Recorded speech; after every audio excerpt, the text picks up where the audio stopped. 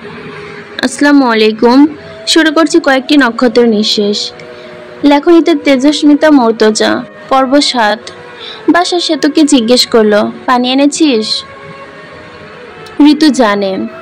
তখন বাসে ভেতর থেকে একটা পৌরুষ কণ্ঠ কানে এলো, ঋতু। এবং একটি শব্দ উচ্চারিত হয়ে যতটুকু কণ্ঠস্বর নিঃসৃত হয় ততটুকুই যথেষ্ট সেতুর মস্তিষ্কে দ্রোহ তুলতে। সেতু টের পেল তার হাতের আঙ্গুল এক অপরের সঙ্গে ধাক্কা খাচ্ছে। শরীরটা ঝাঁকুনি খেয়ে উঠে ঘেমে গেল। বারবার ঢোক গিলে এক ফোঁটা লালাও পেল না মুখে। এরপর সেতু হাসতে লাগলো। বাসার অবাক হয়ে গেল সেতুর অদ্ভুত হাসি দেখে। না বুঝে বলল, সেতু হাসছিস কেন? কি হয়েছে? সেতু জবাব না দিয়ে হেসেই গেল। তার গাল দুলতে দুলতে লাগলো হাসির দমকে। সেই কণ্ঠস্বর আবার এলো সেতুর কানে, উঠে আয় ঋতু, একা নাকি? বাসার বলে উঠল, রুয়াদ ভাই। রুয়াদ ইফতেহাজ বাসের দরজায় এসে দাঁড়িয়েছে। উচ্চতা দাবিয়ে রাখতে কাঁধে নত করতে হবে তাকে। সেতুর সামনে হ্যান্ড প্রেসিং বলটা হাতের মুঠোয় চাপছে, হাসছে। কপাল ঘেমে গেছে তার। বারবার ঢোক গিলে আর হাসছে। বাসা জিজ্ঞেস করে, সেতু তুই ঠিক আছিস? কেমন বোধ করছিস? সেতু বুড়ো আঙ্গুলে কপাল মুছে হেসে বলে, ফার্স্ট ক্লাস, অ্যাজ ওয়েজ। সেতু কখনো খারাপ থাকে না আবুল বাসার ভাই, এটা তার বিশেষত্ব। ঋতু রুয়াদকে ধাক্কা মেরে বাস থেকে নামে। ছোট বাচ্চা বোঝাতে এক মমতাময়ী মায়ের ভূমিকা এসে দাঁড়ায় সেতু গা ঘেঁষে। আমি সত্যি কল্পনাও জানতাম না সেতু, এখানে রুয়াদ ভাইয়া আছে, দেখা হবে, একসাথে যাওয়া লাগতে পারে। আমি নিজেও অবাক হয়ে গেছি। সেতু হাসি মুখে স্বাভাবিক ভঙ্গিতে বলল, কেন? মৃত মানুষ জীবিত দেখছিস যে অবাক হয়ে গেছিস?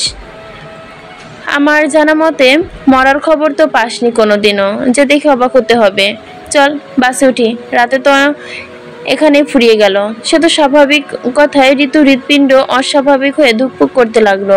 আজও সে তো বাহাতের পেট বিচ্ছিরভাবে ছিন্ন বিচ্ছিন্ন, মাংসগুলো ঠেলে ঠেলে সাদা হয়ে আছে। কামিজের হাতায় ঢাকা পড়া সেই বিভৎস দৃশ্য ঋতুর ছলছলে চোখে পুকুর ভেসে উঠল। ঘোলা চোখে সে দেখলো সেতুর পাশ কাটিয়ে হাসি মুখে বাসের দরজায় গিয়ে এগিয়ে দিকে যেতে।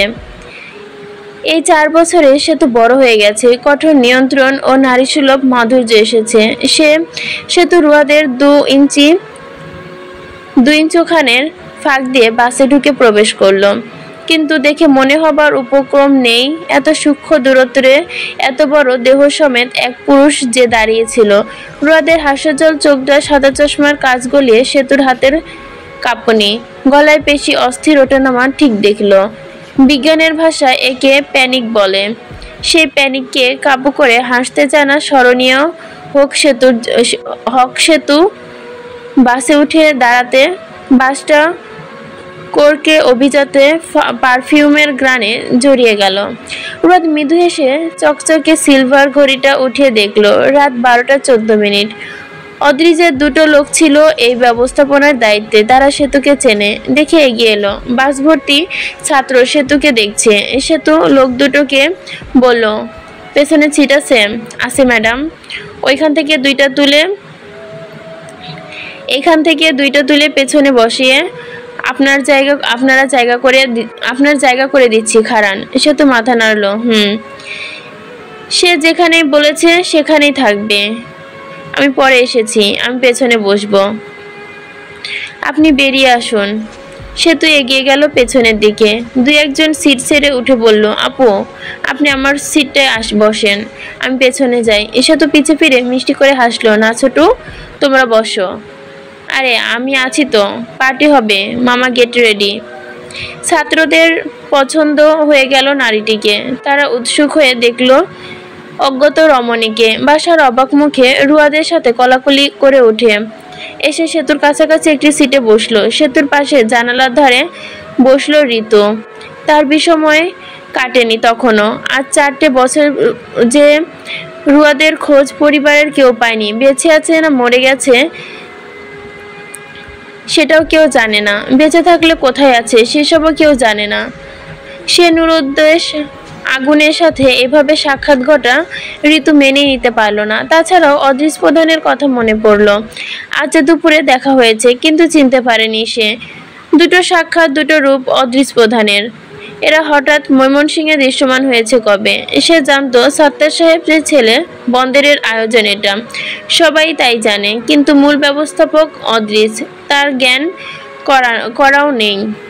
পাশে সেতুর ভারী শ্বাস ঋতুর শরীরে শিহরণ তুলল। সে আস্তে করে বলল, আমাদের 2 সিট আগে মোহরাজ বসে আছে।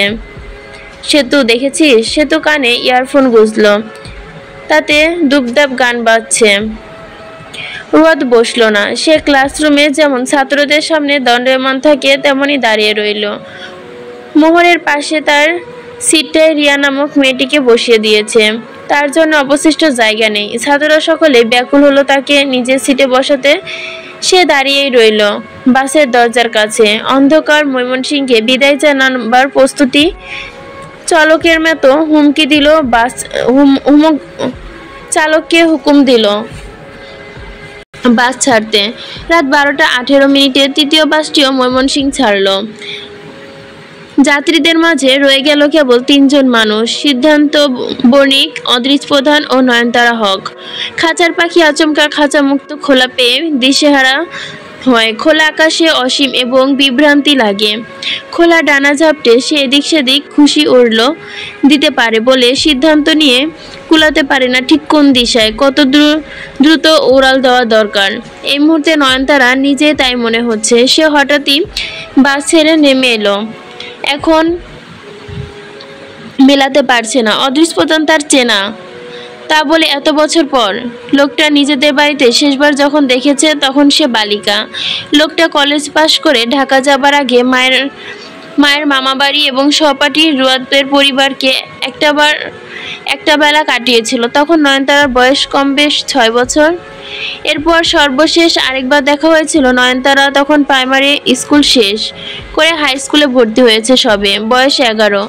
সেবার সাক্ষাৎকার কয়েক সেকেন্ডের, ভালো মতো মনে নেই। দুটো শেষ সাক্ষাৎই ঝাপসা। এই ভরসায় সে বাস থেকে নেমে এসে ঠিক করেছে কিনা ভুল করেছে তা মেলাতে হিমশিম খাওয়ার সময়টায় কারণে শব্দ ভেসে ওঠে। একটি কালো কুচকুচে হাই ক্লাস মার্সিডিজ তার সামনে এসে দাঁড়িয়েছে। নয়নতারা দ্বিধাগ্রস্ত নজরে অদৃশ প্রধানের দিকে তাকায় এবং বরাবরের মতোই চোখাচোখি হলো। আজকে এই 2বার সাক্ষাতেই যে সে যতবার লোকটার দিকে তাকিয়েছে বাধ্যতামূলক যেন সেই লোকটার চাহনি তার উপর নিবদ্ধ রেখেছে। আমরা এই গাড়িতে যাব? অদৃশ প্রধান মৃদু হেসে বললেন, তার আগে আমি ফ্ল্যাটে ফিরবো, তারপর রওনা হব। নয়নতারা চমকে গেল। এখন ফ্ল্যাটে যাবেন? অদৃশ প্রধান সামান্য হাসলেন। আমি তৈরি হয়ে আসিনি, অবস্থা দেখতে এসেছিলাম।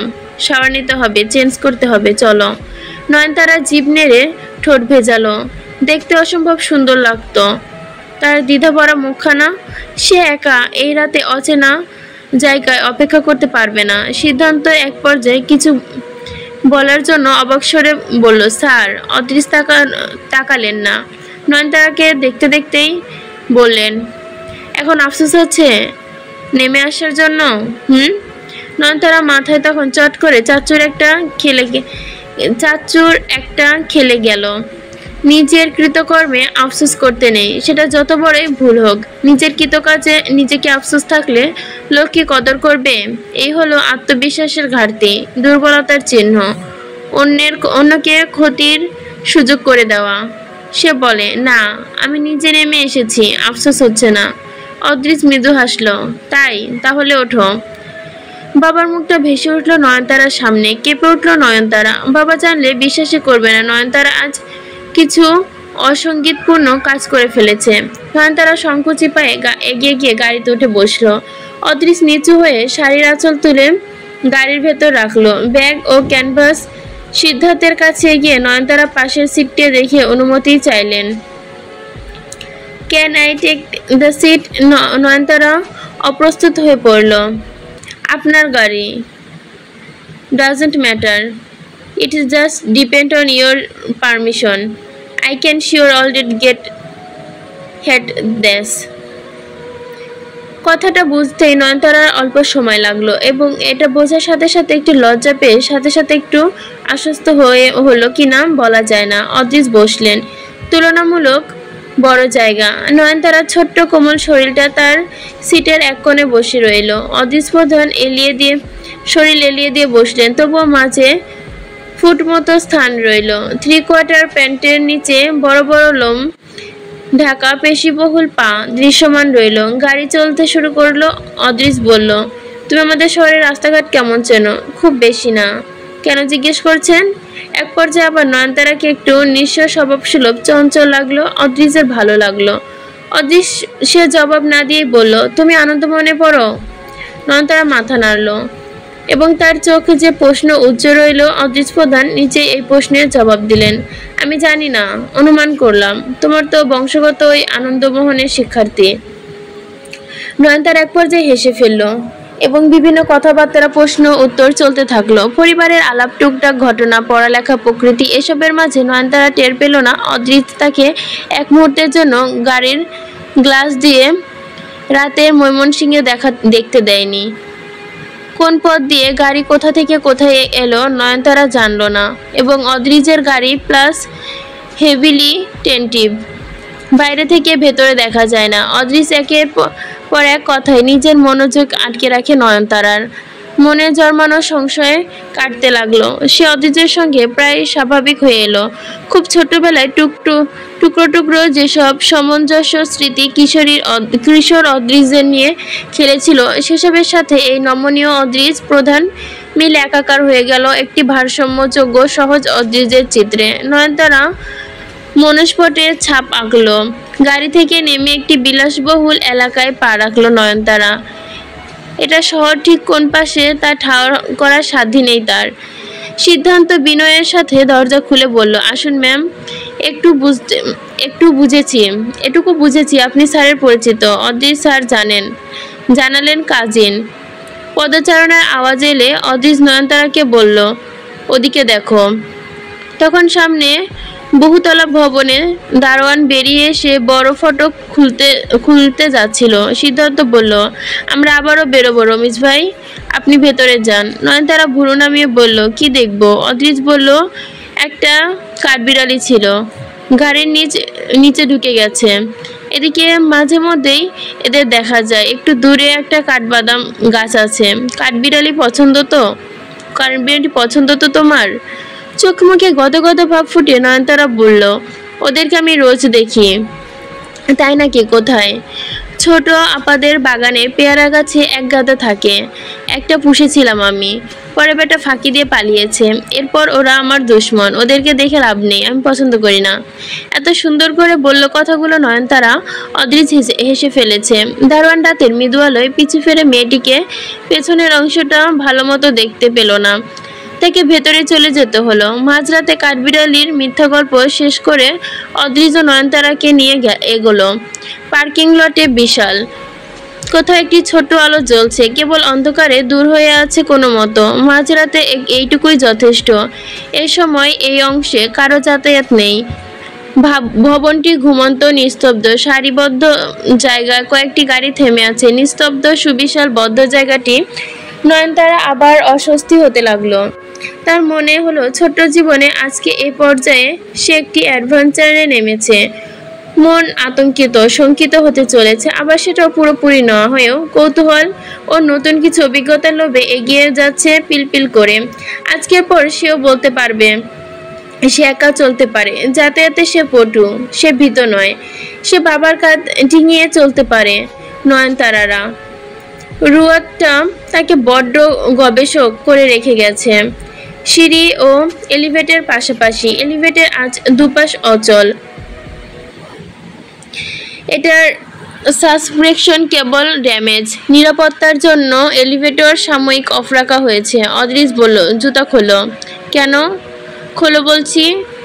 শাড়ির সামনে জুতো রাখার উদ্দেশ্যে ঝুঁকতে অসুবিধায় পড়তে হলো নয়নতারাকে। অদৃশ সঙ্গে সঙ্গে বসে পড়ল নয়নতারার পায়ের কাছে। নয়নতারা সিটকে সরতে গিয়েও পারল না। অদৃশ জুতোর ফিতে হাতে হুক থেকে যত্ন সহকারে জুতো দুটো হাতে নিয়ে সঙ্গে সঙ্গে নয়নতারাকে পাজাকলা কোলে তুলে ফেলল, যা ছিল সম্পূর্ণ অপ্রত্যাশিত। এমন ঘটনায় আকস্মিক নয়নতারা মস্তিষ্কে বিষয়টি পৌঁছাতে কয়েক সেকেন্ড লাগলো।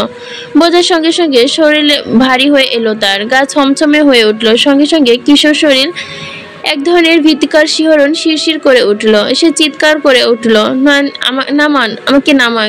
কি করছেন? নামান, আমি বলছি নামান। না নামালে আপনি কি পাগল? না, আমাদের এখন 9 তলা বইতে হবে, তুমি পারবে না। কি আশ্চর্য, সিঁড়ি চড়তে পারবো না কেন আমি? আপনি কি মনে করেন আমাকে? অতীশ বেজায় সংক্ষিপ্ত শব্দে বলল, ঘুড়ি। ঘুড়ি? হালকা হাওয়া দিলেই নাটারের মাথায় বেঁধে উড়ানো যাবে এমন ঘুড়ি।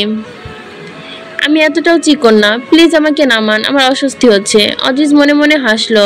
তার কাছে মেয়েটি নেহাত ছোট্ট এক বালিকা বই কিছু না, তবে সেই মেয়েটির মাঝে ফুটে ওঠা নারীসুলভ সাম্রাজ্যমূলক অস্বস্তি বিষয়টি তার ভালো লাগলো নাকি খারাপ তিনি বুঝলেন না। জানলেন, ছোটবেলায় তোমার এমন বহুত কোলে তুলে রেখেছি, শান্ত হও। নয়নতারা কণ্ঠস্বর ভারী হয়ে উঠল। সে জোর দিয়ে বলল, কিন্তু এখন আমি বড় হয়ে গেছি। ততটাও না, অন্তত আমার তুলনায়। কেন? আপনার বয়স কি 70? তোমার যখন জন্ম হয় আমার তখন 14 বছর। তোমাকে আমি নেয়াত ওয়াও করে কাঁদতেও দেখেছি। শখে কোলে নিয়ে বহুবার কাপড় নষ্টের অভিজ্ঞতাও আছে। আমার সামনে এত আনইজি করতে হবে না, বেশি নড়াচড়া করো না, পড়ে যাবে। নয়নতারা বাকরুদ্ধ হলো। এসব কোনো কথা? সে চোখ বড় বড় করে তাকিয়ে রইল। তার মনে হলো একে ভাই না ডেকে দাদু ভাই ডাকা উচিত। অদৃশ তার বিস্ফোরিত চোখ দেখে টেক ইট ইজি।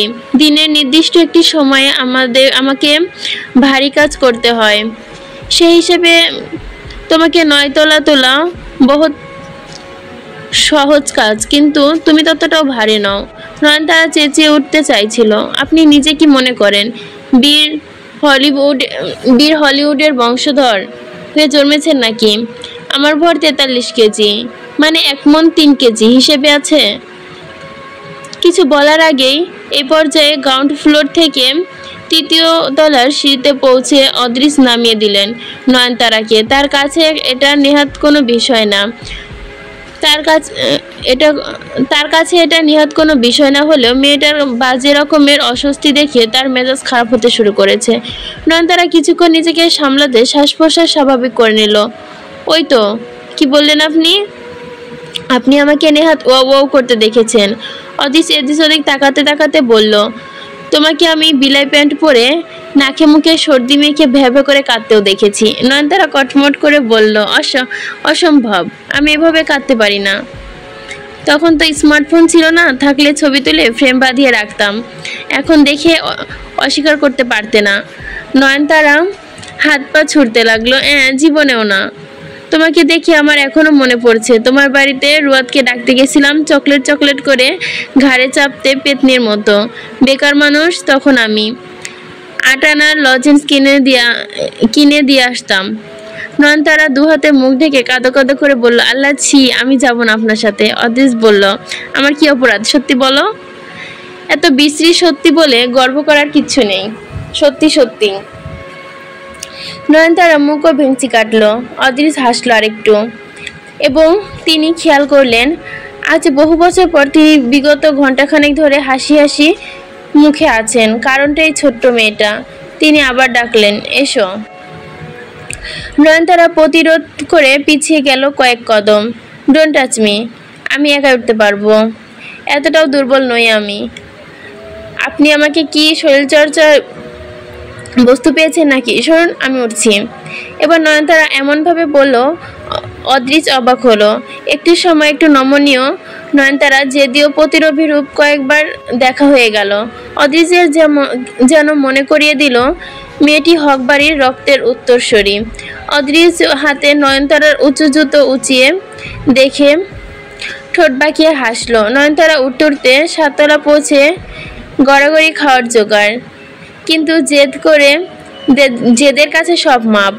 অদৃশ শান্ত পায়ে ধীর স্থির উঠতে লাগলো। নয়নতারা তার সাথে 9 তলা উঠে ফ্ল্যাটের প্রধান দরজার সামনে দাঁড়িয়ে হাঁপাতে লাগলো। অদৃশ উঠে এসে বলল, এবার জিভ বের করে শ্বাস নাও। আপনি নিন, ওই যে মতো বলে এগিয়ে গেল নয়নতারা। অদৃশ বলল, কি এর মতো?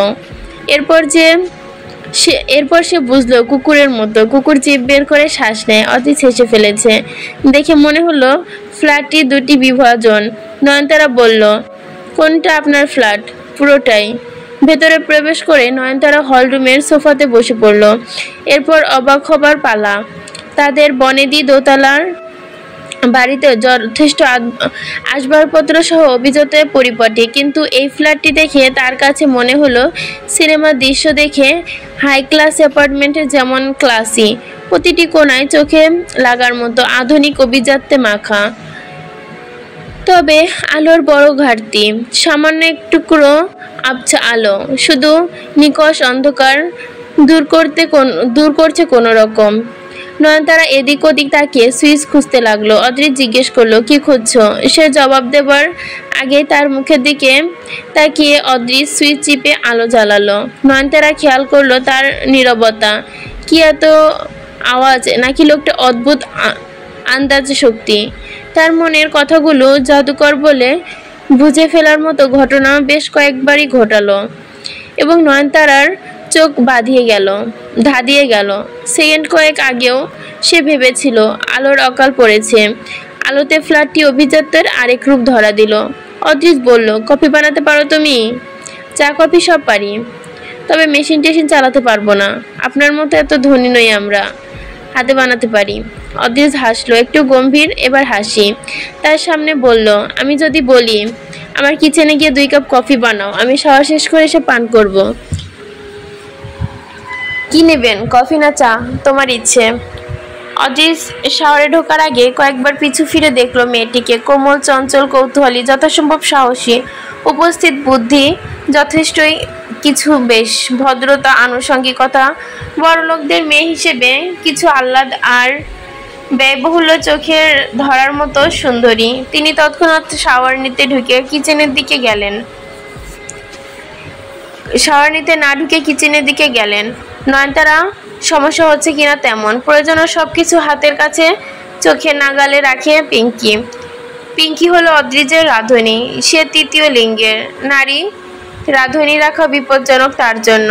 নয়নতারা পাক্কা গিন্নির মতো শাড়ির আঁচলটা অপটু হাতে পেঁচে ঘুরিয়ে এনে কোমরে গুজেছে। অদৃশ হাসি পেল তার দেখে। জিজ্ঞেস করলো, রাতের যাত্রায় শাড়ি পরেছো কেন? নয়নতারা কপট ক্ষোভের সাথে বলল, অ্যানি ভাবি, ওনার সঙ্গে দেখা হোক আমার। এবার পোশাক কি গাড়িতে রেখে আসো নাকি ব্যাগে? হ্যাঁ, শাড়ি চেঞ্জ করতে পারো। এখন কিভাবে? অদৃশ তাকিয়ে রইল চুপচাপ এবং সঙ্গে সঙ্গে নয়নতারার মুখভঙ্গি এমনভাবে বদলে গেল, বোঝা গেল সে বুঝতে পারছে অদৃশ কি বোঝাতে চাইছে। অদৃশ অবাক হলো না, তবে ধারণা যুক্ত হলো হক সাহেবের মেয়ের বুদ্ধিমত্তা চমৎকার। নয়নতারা বলল, এখানে চেঞ্জ করব, সে তো নিচে রয়েছে পোশাক। আপনি আবার নিচে নামবেন? আমি তো পারবোই না ওঠানামা করতে। বাদ দিন, ওইখানে পৌঁছে চেঞ্জ করা যাবে। আপনি একটু তাড়াতাড়ি করুন প্লিজ। ওরা পৌঁছে গেল। অদৃশ বলল, তোমাকে আমাকে কাউকে নিচে নামতে হবে না, ব্যাগ আসছে। আমি শহরে যাচ্ছি, আমার একটু দেরি হতে পারে। তুমি চেঞ্জ করে নিও, আরামে বসো।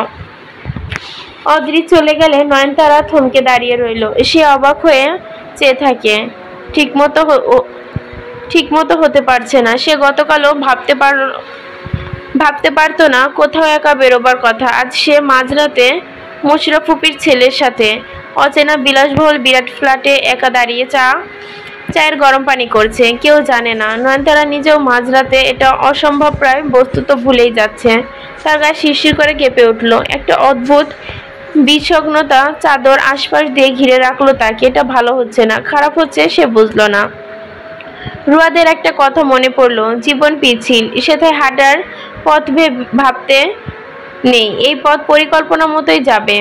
পিছিল পিষ্টে যখন কিভাবে পা ফুসকে পা কোনো পথে চলবে, অথবা পিছিল পথটা কোথায় যাচ্ছে তা বলে এই নিয়ে ভাবাভাবির কিছু নেই। ঘটনা বহুত। জীবন মাত্রই অভিজাত। নয়নতারা হাসলো। কলিং বেল বাজতে দরজা খুলে দেখলো ড্রাইভার লোকটা হাসি মুখে ব্যাগটা নিয়ে দাঁড়িয়ে আছে। তাকে দেখে বলল, ম্যাম আপনার কোনো অসুবিধা হয়নি তো? স্যার কল করে ব্যাগের প্রয়োজন আপনার। নয়নতারা বলল, আপনি প্লিজ আমাকে ম্যাম বলবেন না, আমি আপনার অনেক ছোট হব। সিধু হাসলো। আমি সিদ্ধান্ত বণিক ম্যাম, স্যারের সহকারী। আপনি আমাকে সিধু ডাকতে পারেন। সিধু দা, আপনি আমার বয়সে বড়। নয়নতারার দিকে তাকিয়ে রইল সিধু কতক্ষণ, এরপর মুচকি হাসলো। তার মনে হলো এনি ম্যাডামের পর স্যারের আশেপাশে দ্বিতীয় কোনো নারীর বিচরণ ঘটলো এবং তাকে অস্বাভাবিকভাবে সিধুর ভীষণ ভালো লেগে গেছে। নয়নতারা নিজের জন্য চা ও অদ্রিজের জন্য কফি বানিয়ে নিয়ে বসে রইল। অদ্রিজ 20 মিনিট পর বেরোলো গোসল করে, এবং বেরোলো খুব অদ্ভুতভাবে, একটা তোয়ালে পরনে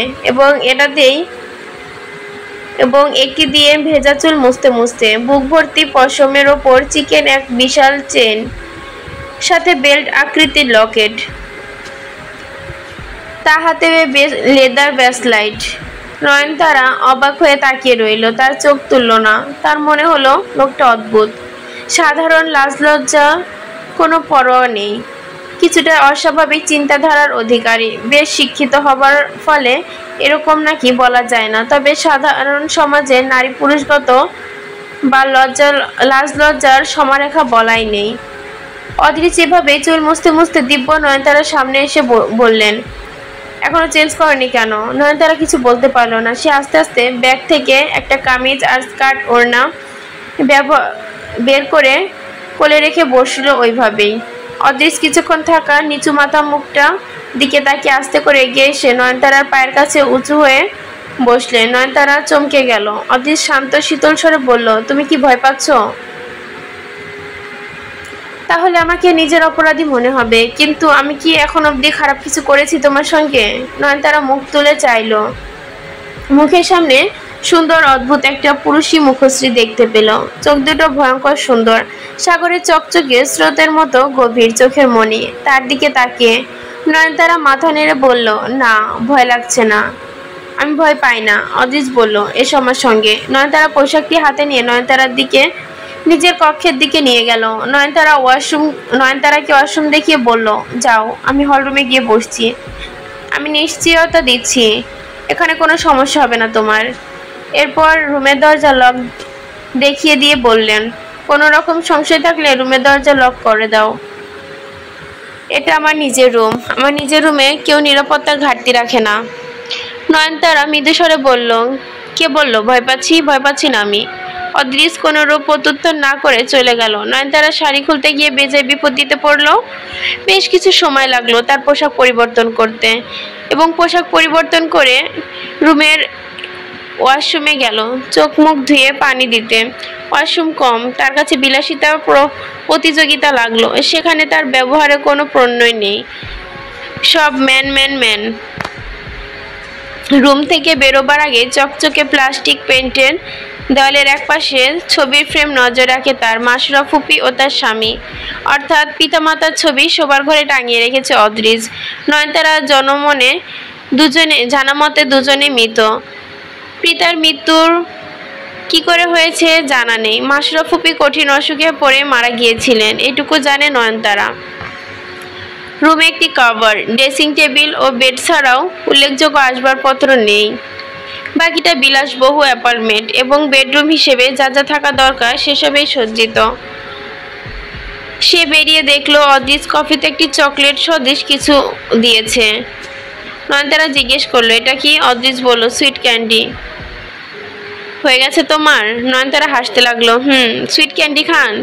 অদ্রিজ চোখ তুলে তাকায়, হাসি দেখতে বলল, তোমার চা ঠান্ডা হয়ে শরবত হয়ে গেল।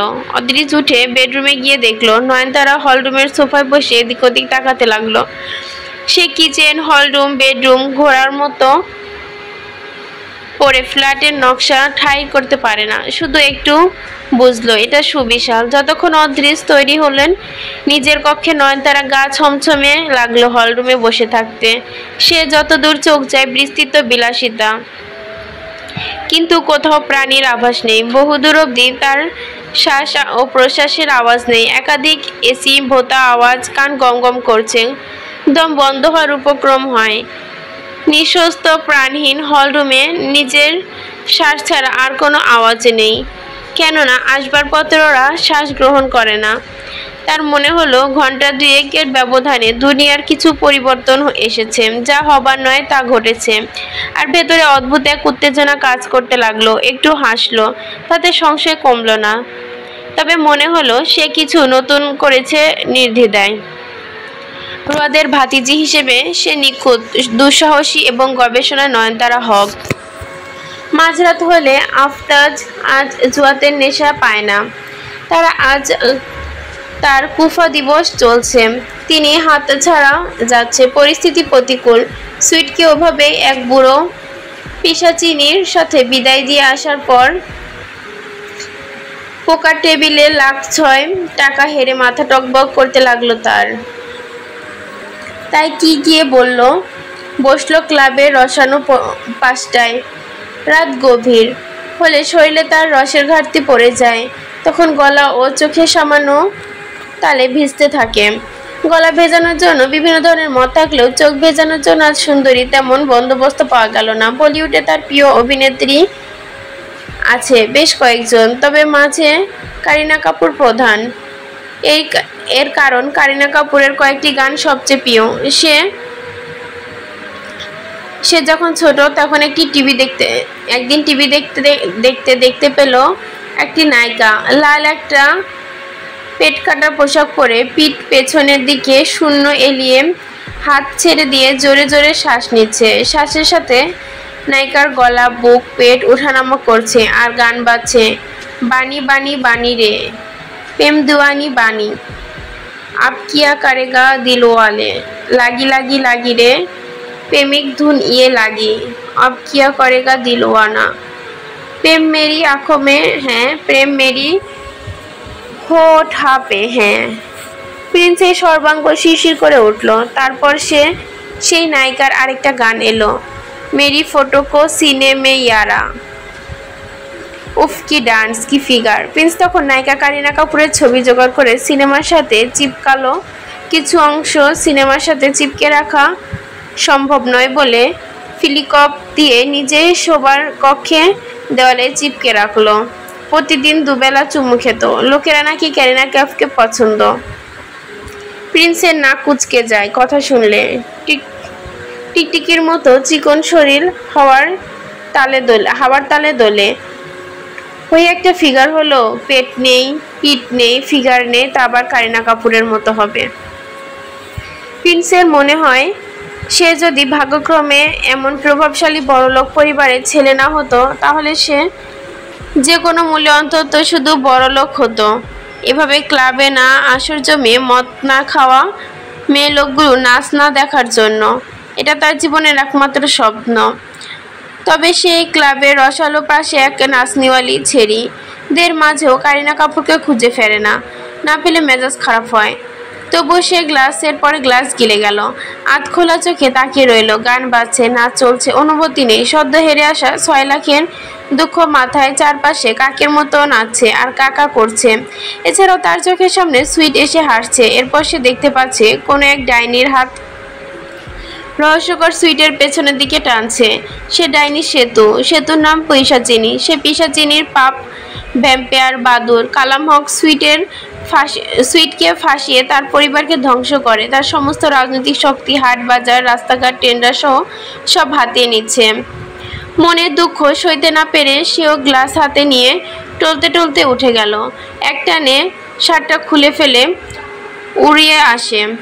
শার্ট খুলে ঘাড়ের বাঁ পাশে কালো চুলে এক গিট্টু দেখে গেল, শুধু একটা সাদা স্যান্ডো গেঞ্জি পরে সেই সুন্দরীর গা ঘেঁষে তালে ঠুমকো মারতে লাগলো। অবশ্য পর্যায়ক্রমে গেঞ্জিটা খুলে ফেলা দেওয়া হবে এবং আবার আগামীকাল লোক মোতায়েন করা হবে ডাইনি হত্যার আগে পৈশাচিনীকে ক্লাবে নাচানো হবে নিশ্চিত।